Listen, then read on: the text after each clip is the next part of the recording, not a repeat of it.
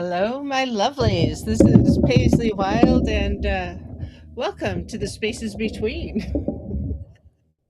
I am streaming loud and proud from North Idaho. I've got my new mascot with me here. Her name is Beans, by the way. She will probably climb all over me and get in the way and maybe stomp on the keyboard. And if she does, I'm sorry up front because she's a spicy beans.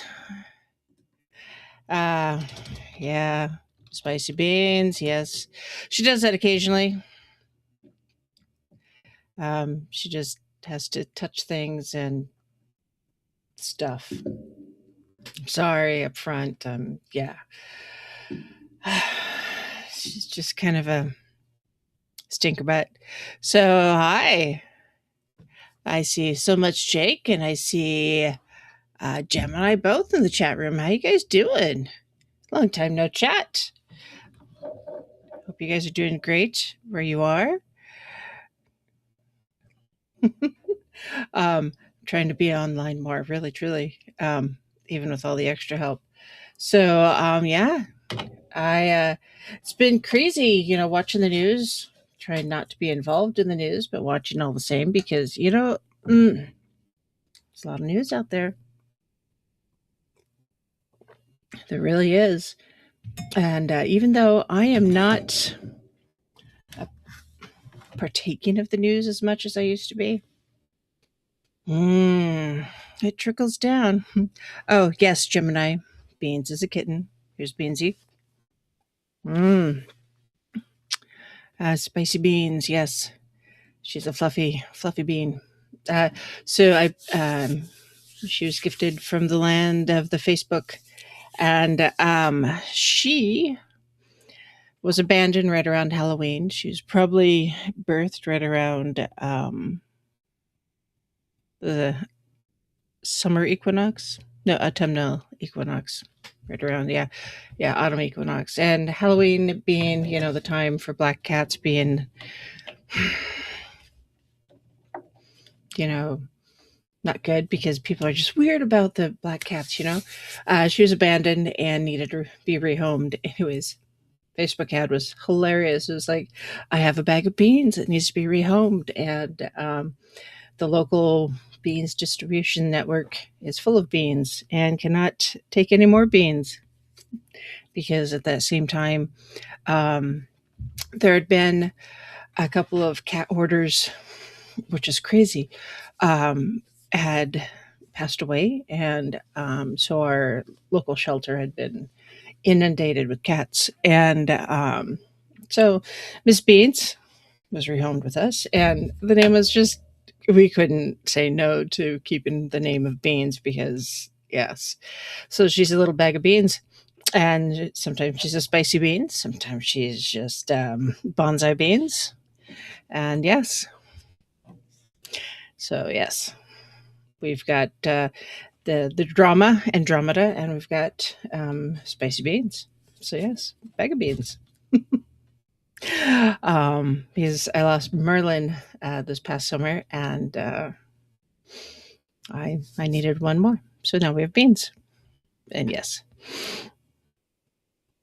Beanie Louise. That's hilarious, Jake. Beanie Louise. So yeah. Yeah, the news is disheartening, disturbing, and so many disses. There's a lot of disses in the news. Puns intended, not intended. Yeah. Yeah, I think that's an appropriate way to put it. Yeah. Yeah.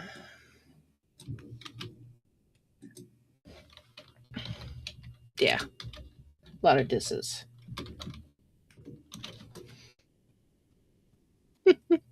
But only 239 beans, yes. So, uh today I wanted to talk about Wights just a wee bit. I have a little bit of time. I don't have a lot of time. I have a little bit of time because I am teaching today.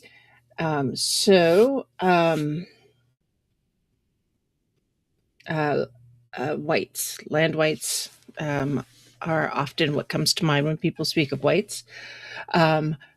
In there's an older name for the land Wights, and it is land, right? Okay, it's a Old English, maybe Old Germanic. How you say it? Oh, Old Norse. Sorry. So it's land ve tje. But you're supposed to roll the R's, but I don't roll the R's. So land vetar. Anyways, Wights are spirits that are tied to the land, and often you may have heard them in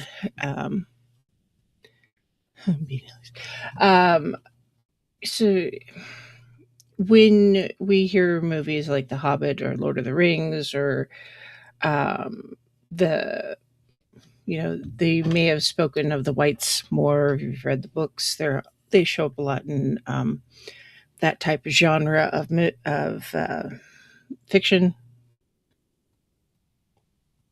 because Tolkien actually did a lot of research when he wrote those books. They're groundbreaking fiction, honestly, when Tolkien wrote the books.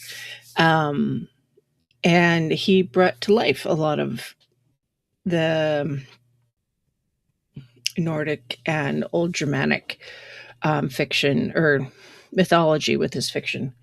And the Old Norse mythology, and with the land spirits or the land Wights are guardian beings tied to often specific natural features such as mountains and forests and rivers, and they represent the spiritual influence, and they often influence the well-being of that region or area, and often require respect and often need some sort of offerings to ensure prosperity.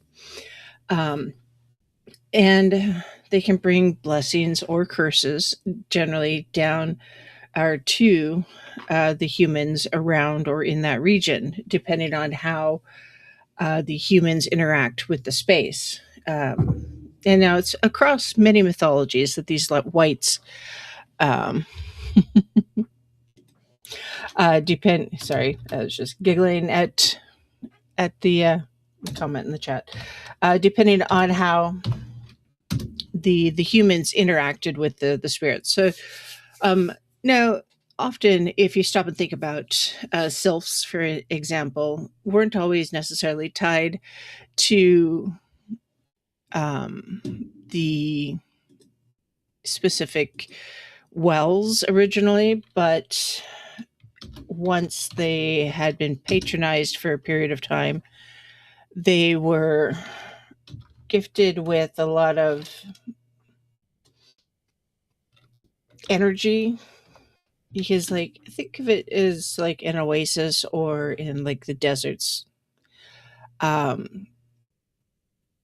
was a lot of mythology and a lot of energy tied to those wells because they were the lifeblood of a community and in the villages and such. And so people would go and they'd have reverence for those wells because that was where, you know, that water was an essential source or an essential need for the people. And so they protected the well. And often that energy that was, surrounding the well, because it was such an essential source of need for the community, and they protected it, they put energy towards it, and it could gain a spiritual essence. And a sylph may be born to protect the well then. And then as it became more energized over generations, it would then protect the well even more. And then it would become its own life essence, if you would.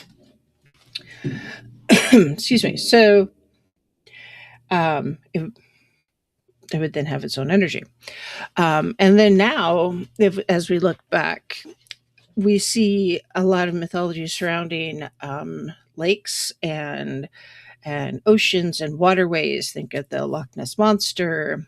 Here in North Idaho, we have the Pend Oreille paddler. We have, many large bodies of water have some sort of protective entity to it to, in theory, protect the waterway or the water body of water from, you know, negative energies, if you will.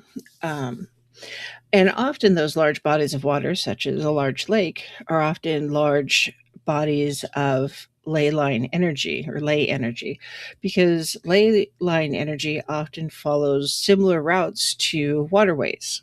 So all of that energy also, right?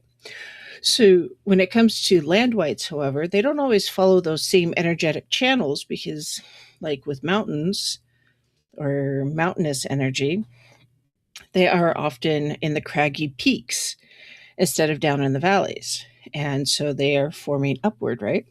So a craggy peak, think Everest, for instance. There's probably a lot of energy at the peak of Everest because it is energy going up, right? If you've ever climbed or hiked to the peak of a mountain or a hill of any type, have you ever felt the energy at the peak? I mean, I have. Without a doubt, I have. Oh, my stars. I have been at the base where of Mount Hood, where the ski resort is. Yes, there's energy there. Schweitzer has it, without a doubt. It is there. I have not skied Mount Schweitzer because I'm not as young as I used to be, and I don't fall with the same style and grace that I used to. I do fall with style, but not with the same grace. Yes. Um, really, truly.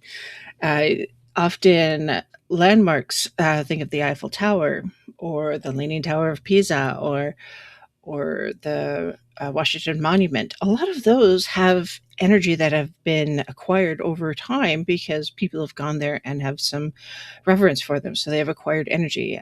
Statue of Liberty, and so there are energetic vibrations that have been adopted or acquired into those even man-made structures that are not just they're not just what are the words I'm looking for? I'm trying to think. Yes, there are natural energies within the mountains, but even in the like the Egyptian pyramids, yes, there's energy there because they've been created. The Sphinx, those created symbols of power and such. They have drawn power and they are holding it, if you will. They're a reservoir of power. I guess that's what I'm looking for. So, and they may be a guardians of a place. And so there are specific locations that embody the spirits of an area. So there, maybe the house or the home of a wight.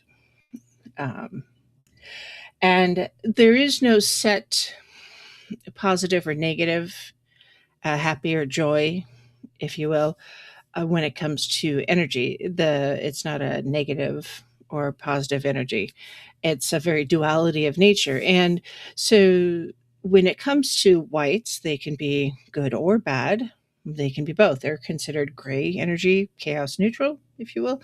My mini me has gotten into D&D and she is very much embracing it. So everything's like, oh, is that neutral, chaos neutral? Is that good, bad, all these things. So yes, it's very dual in nature.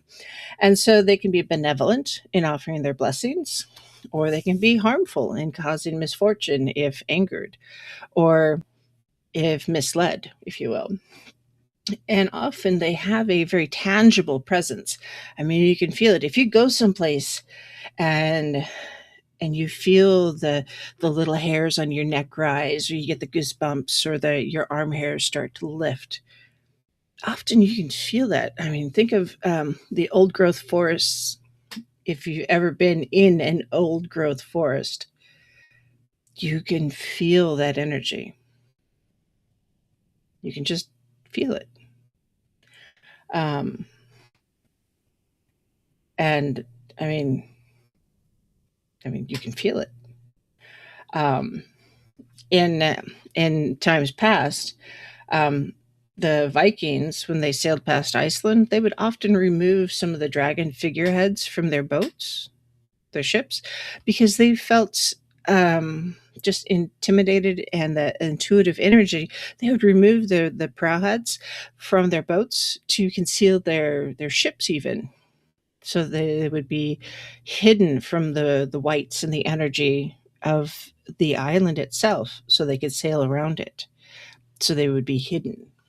Um, so the land whites in heathenry and in Norse traditions are very much central figures in history, and they would be associated with mountains and fields and stones, and they required and demanded respectful behavior. In other words, no littering. I mean, in times past, we didn't require laws that said no littering, and Christians often say to the pagans, like, well, how do you know that you wouldn't do these bad things if you didn't have the 10 Commandments? It's like, well, we had respect for the nature and the world around us. Why would we litter? It's like, well, because the land would like beat us up if we didn't do the things respectfully. It's like, hello. Um, it made sense. We lived in harmony with the land around us. In many Native American traditions here in the U.S., the tribal people felt that living in harmony with the land and living in harmony with the land spirits um, meant that you had respect for the environment, because you had this deep connection with the world around you. And it wasn't like you were out hugging trees and embracing the rocks around you. It was just you felt this connection. To the point where that's part of the reason why so many of the tribal folks have traditionally long hair, is because the long hair actually allowed them to feel that connection. I mean, historically. And once the hair was cut, it was like they lost the connection, just like cutting the whiskers off cats. If you remove the whiskers, it's like they lose that connection with the world around them. It's a sensing way of sensing. Many animals have it, not just cats, but any animal with whiskers. They use them. Seals have them. I mean, they use it to hunt underwater. Um, and then the Greek and Roman gods, they had a genius loci, or spirit of place, or tutelae loci, which was guardians of place. And those were honored by the Romans. In other words, they had guardians of a specific place, not just where they put the statues and the stelae and different figureheads, where they felt like, ooh, this is the guardian of the place and I must honor it. They knew that there was a specific guardian. That's why the Gnosis at Rhodes was so important, or the different places were like the gates to hell were where they were, is because that was considered a very, very important place to be. That's where it was. It wasn't like you could just pick it up and move it because, oh, I'm going to take it over there and that's where it's going to be now. No, this is where it is, here. So we must build here because this is where it is. And in order to connect then with the land whites or the land spirits, you would leave offerings such as food or drink, or gifts like homemade gifts, things that would, suitable items that would, exist there, suitable items, not like plastic. Plastic is not a suitable item, guys. And you would also be respectful. In other words, you clean up your litter. Um, you ask permission before taking from nature. Anytime I have wildcrafted, I ask first. Um, and if I'm removing something from a tree, I ask permission from the tree. Often I give something back to the tree. Um, when we lived out in the country and I was crafting from the, you know, my yard even, I would compost at the base of the trees or add things to the trees around me. I would fertilize, I would water. Um, Even if I was, pruning the trees or trimming back the trees because there was branches that had broken from windstorms and whatnot. It's like, hey, I'm doing this for your health. Is that okay? And then I would, instead of just burning things or tossing them off the side of the hill, I would try to wildcraft with what was broken rather than cut new stuff. If I was collecting acorns from the oak tree, I would thank the oak tree, that kind of thing, because that's what you do. You be respectful of your environment. And I think we have lost, as a group, as a society in whole, and a world society, not just a local society. I'm saying as a whole. So painting with a broad brush here. We have forgotten how to be respectful of the world that we live in. And we really need to stop what we're doing sometimes and take a step back and spend some time in nature and observe what's going around us. Because you know what? There's a lot of folks out there who have just forgotten what it means to be in nature and feel the natural world and what it means. And I've been watching a lot of videos lately. And because I'm very selective in the news that I watch, because there's so much out there right now going on, and so much of it is just crap. There's a lot of crap in the news, and it comes from all walks of life. There's conservative crap, there's liberal crap, there's progressive crap, there's regressive crap, there's crap, there's weather crap, there's non-weather crap. There's so much crap. I mean, there's so much crap that we could fertilize a lot. And a lot of those places that no longer can grow things, we could grow a lot of stuff. I mean, there's just that much crap, guys. Coffee. Coffee's life. There's so much there's so much crap that there's some places where things don't grow because there's so much crap, which is ridiculous. You'd think there'd be more crap. And yes, I stole Longbeard's cup. This is Mary Squatchmas. It's the right size cup. So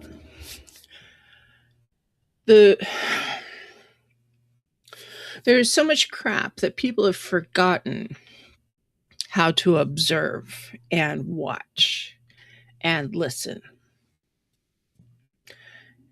And I don't know how to help that, I have to say. Um, you know, um, I like to help people, and you guys know that. For those of you who have been following me for a while, I really do, and I like to assist people. I like to educate people, and yes, Aether Archives, that is your cup, and I prefer to help people.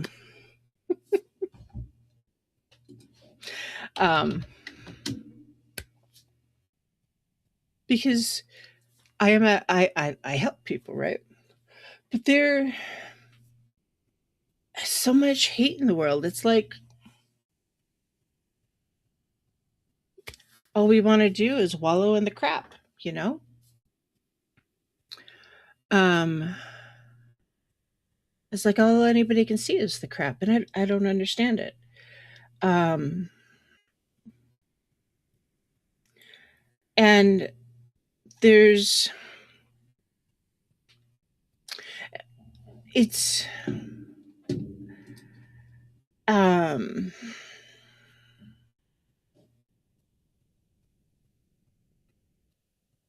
I don't know. It's like people have forgotten that we don't have to carry the crap around with us. You know, we don't have to wallow in it.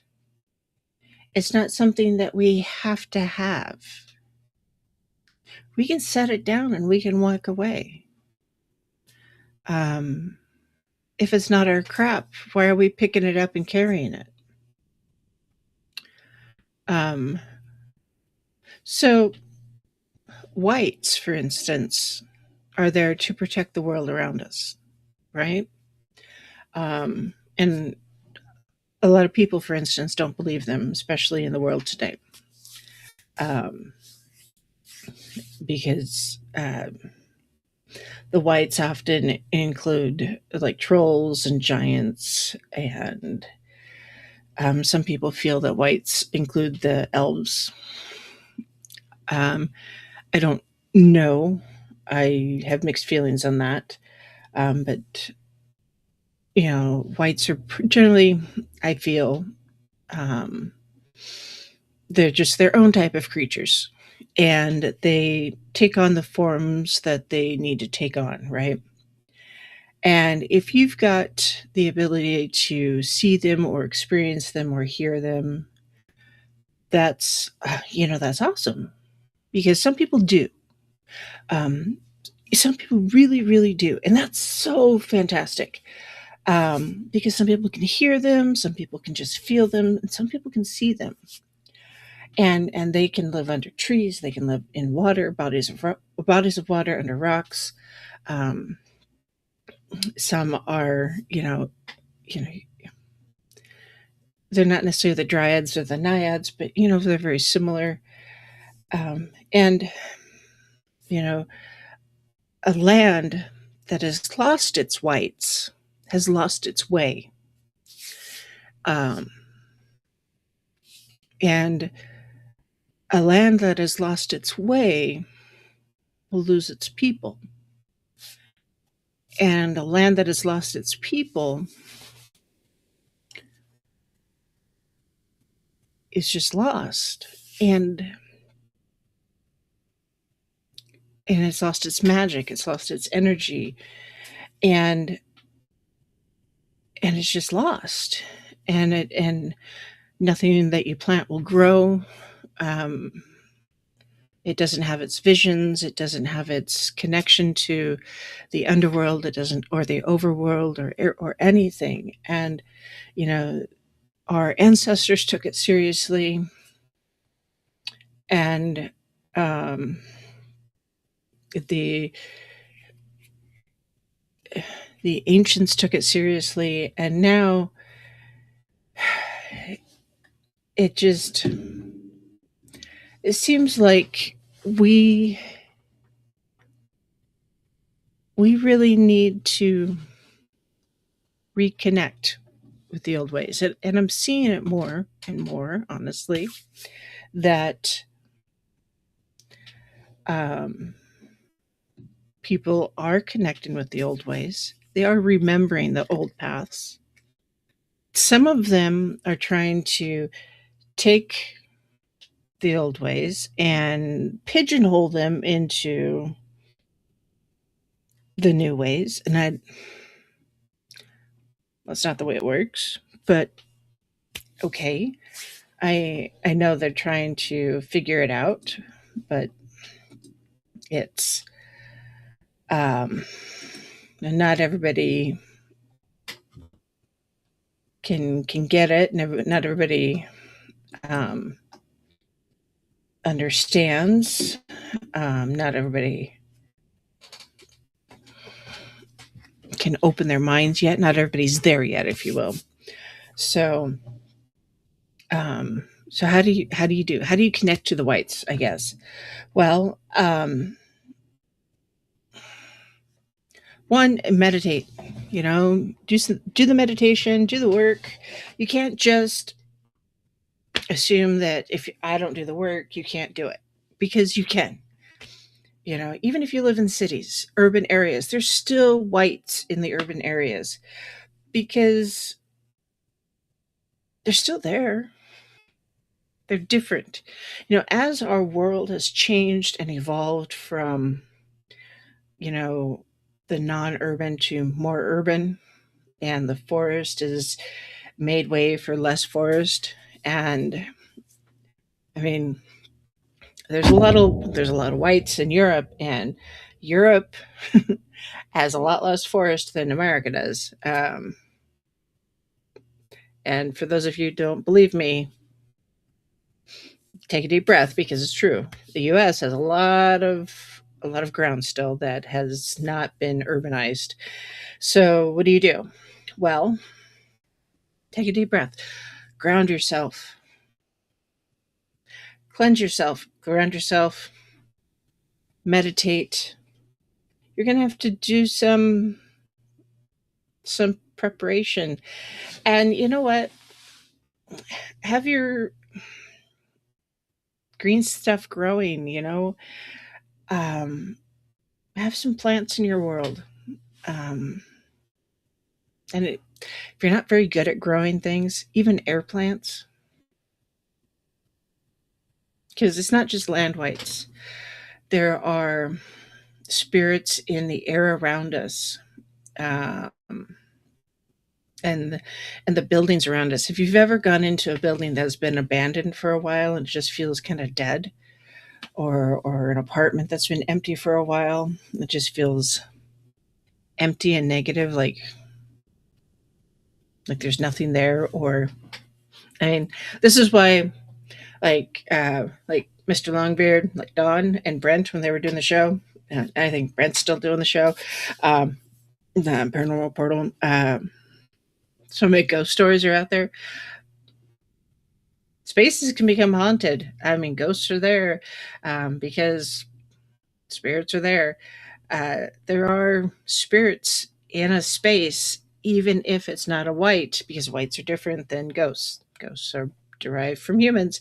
Whites are spirits or entities that are in a space that are elemental and not a personification or entity developed from a person, right? So um, when you talk to the spirits or the entities of a space, the elemental spirits, you have to leave some of them you have to leave the in fun. You have to find it, figure out what it is. What kind is it? Is it one that is more of a land spirit? Is it more of a air? Is it something more associated with the building? What kind of white is it? And then what does it need? That's why meditation is really a good thing, because that's how you're going to connect with it. Because if you don't connect with it, you don't know what it needs. And maybe it needs something. Maybe it needs that connection. Maybe it needs more protection because something was destroyed within its home. Because you know what?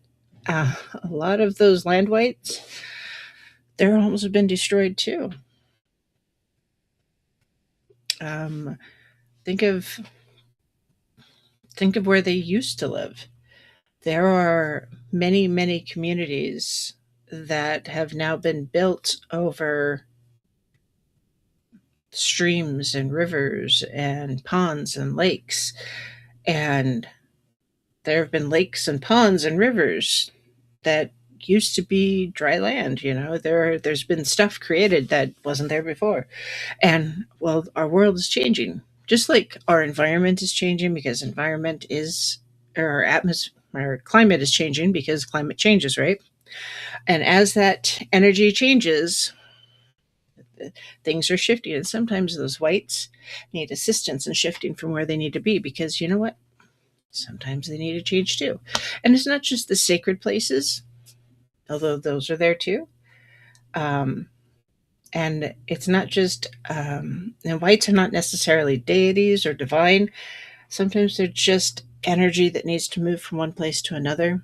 They need to find that way to transition from one place to another. Sometimes they need to find that new home. Um, so um, sometimes they've been, they were in a park and that park has been abandoned, and it used to be this thriving, growing place with trees and grasses and shrubs and flowers and all these things. And maybe life has changed and it is no longer this thriving place. And now, instead of a thriving place, it's become abandoned, and maybe children no longer play there. And maybe there's overgrown with weeds, and the joy that was there is no longer there. And maybe the white needs that joy to survive. And since it's not getting the joy, it's switched to anger because of that duality in nature, right? So maybe we need to find what the white needs. It needs that joy. Maybe it needs to move somewhere else. Or think about this. When I was a kid, a lot of schools, the playgrounds are covered with asphalt because that was safe. um, Nowadays, they're not, fortunately. They've stripped a lot of that asphalt out and they're doing things differently.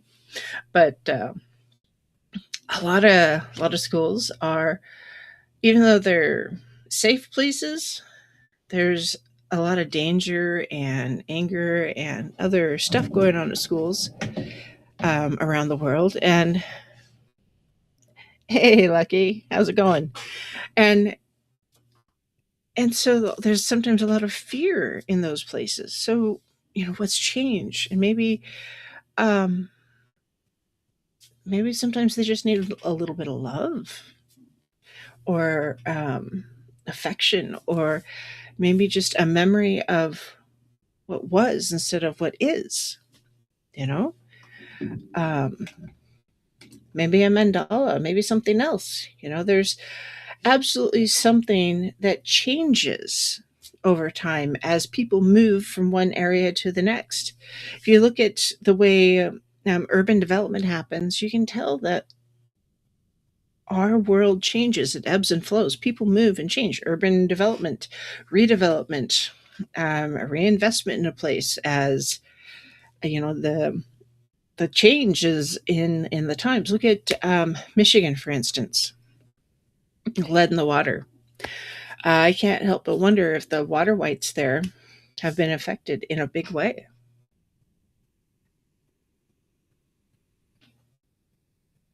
Um, I mean, if you think about it, I mean, yeah. Or, all those communities that were there for building cars, and then the cars stopped being built, and then the communities kind of died. And so all of that bustling and busy and houses that were just filled with optimism and growth and everything, and then the people moved away. What happened to the energy of the, yeah.